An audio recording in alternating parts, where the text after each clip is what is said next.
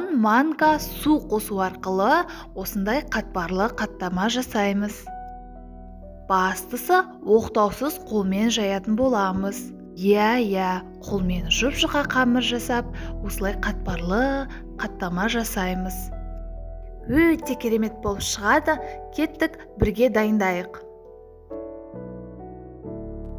Ең алдымен ыдысымызға өлшеп 3 стакан ұн салып аламыз.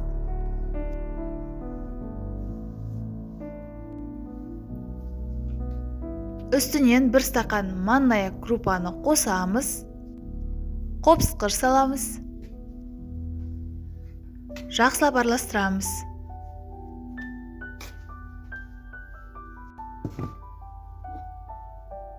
Енді бөлек ыдысқа суымызға тұз қосатын боламыз, және де құмшекер қосамыз. Жақсылап араластырып аламыз. Енді суымызды қамырымызға құйып, жақсылап қамыр илеп шығамыз. Аздап құямыз, алдымен қасықтың көмегімен, одан соң қолдың көмегімен қамыр илейміз.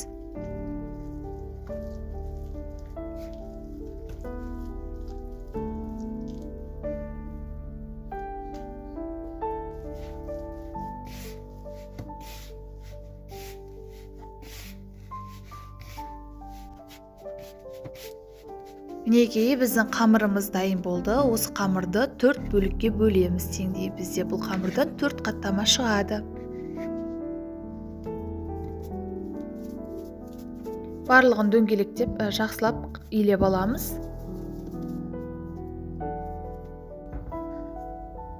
Енді ыдысымызға май жағып, мынау қамырларды орналастырып шығамыз. Бетінен май жағып қоямыз, жұмсарып жайылуға әдем болып тұрады сол кезде. Бетін майлап пищевой пленкамен жауып 15-20 минутқа қалдырамыз. Сол кезде қамырдың құрамына май сіңіп, қолмен жайылуға өте оңай болады, жұмсақ болып жайылады.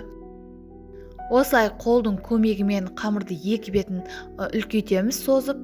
Егер жайылмай жатса, қолды немесе қамырға май жағып алып, осылай үлкейте береміз. Қолмен оңай жайылады. Осылай шеттерін созып жайсаңыздар да болады. Мінекей, жұп-жұқа етіп жайып шықты қолдың көмегімен.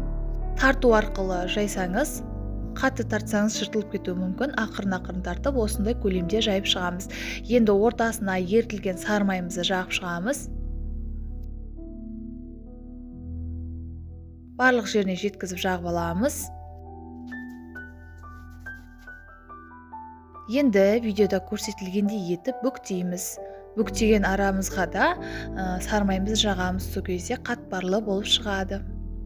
Қамырыңыз кішкене жыртылып кетсе, ештеңе етпейді, ол ішінде қалып кетеді.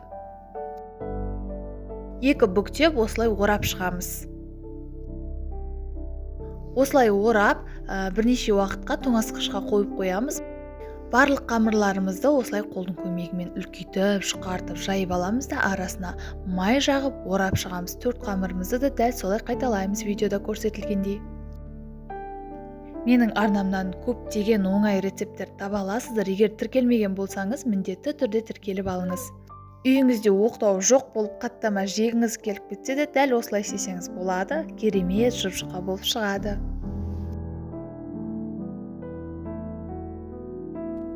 Мінекей, 4 қамырымызды жайып алдық. Енді біртіндеп осылай ұн сепсеңіз болады, жайылмай жатса. Оқтаудың көмегімен ақырындап басып үлкейтіп аламыз.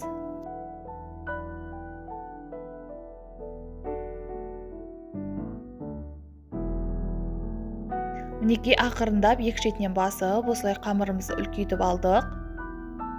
Енді осыны қызып тұрған табамызға саламыз, ешқандай май жақпаймыз. Астын баяу қойып, қызартып, екі бетіні пісіріп аламыз. Құрамында май болғандықтан жабыспайды. Осылай астын баяу қойып, екі бетін аудара отырып пісіреміз, қақпағын жаппаймыз.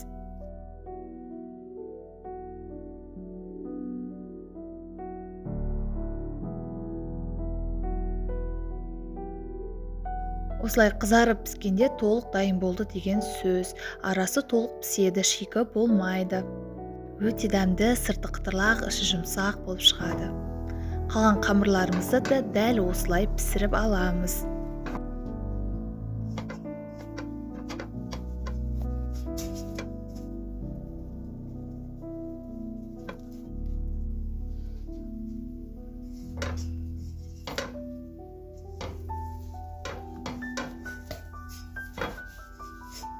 Мінекей біздің ыстық қаттамамыз дайын. Видеода көрсетілгендей сырты қытырлақ, үгітіліп тұр, іші жұмсақ болып шығады. Дәмі де керемет. Қандай қатпарлы болғандығын мен сіздерге видеода ашып көрсетейін. Іші толық піскен.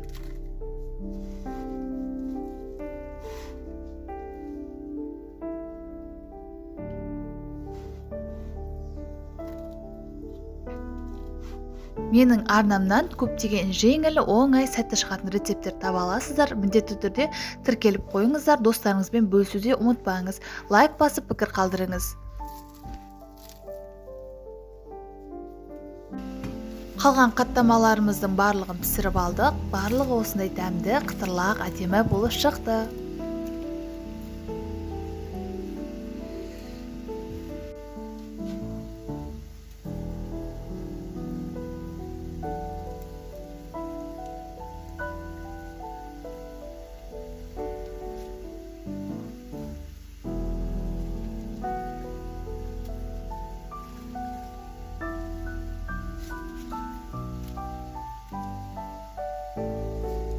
Астарыңыз дәмді болсын, міндетті түрде жасап көріңіздер. Келесі видеода кездескенше сіздермен болған Мадина.